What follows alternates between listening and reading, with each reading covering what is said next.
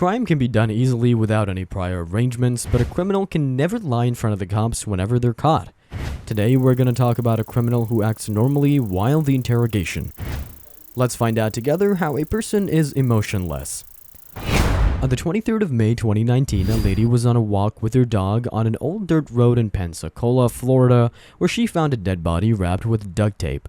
Cops were called, and after the immediate investigation of 3 hours, the body was recognized to be of Charles Locke. Soon, cops were outside Charles's house and found the same duct tape in a dustbin that was between the two houses. The neighbor's house belongs to Calvin Dwayne Allison, who shifted to his house in 2016 with his wife and kids.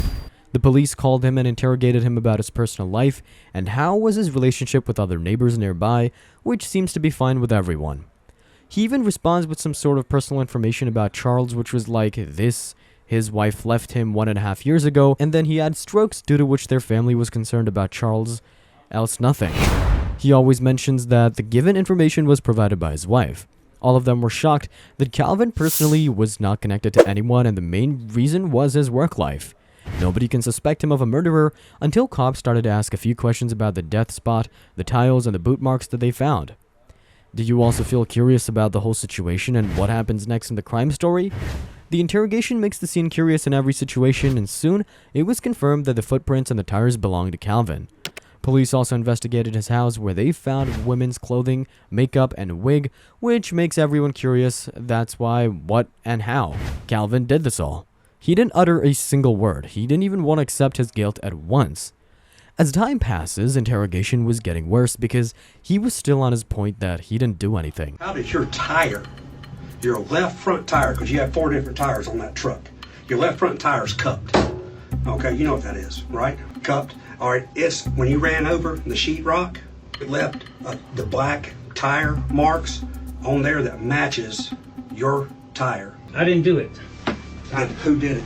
I can't tell you, but No. I didn't do it. You were there. I wasn't there. I've been at work and with...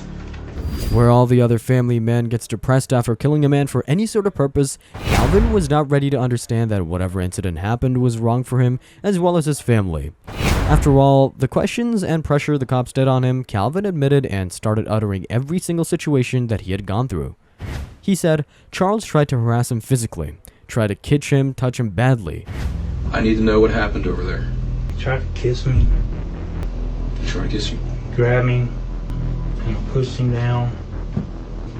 I don't think he hit his head on the... I don't know what it was. The blood was coming out. It's okay, Calvin. No, it's not okay. Then and there, Calvin pushed him down and banged his head against the wall and left the home. As per his sentences, he left the house and for 2 days didn't do anything because he was confused about what to do with the body after he took the body in his car and threw him at Old Dirt Road. But this was not the truth. Everything that Calvin utters was a lie to gain sympathy from a policeman, and the most possible story as per evidence would be that Calvin and Charles both were in a relationship, and Calvin was afraid of Charles that he would tell all the truth to his wife, and that's why he murdered him. At last, he wanted to tell everything to his wife through a conversation in front of the cops to let her know whatever he's done, and that it was truly unbelievable for his wife. What is going on, Calvin? I did something bad. Why? I took him the food.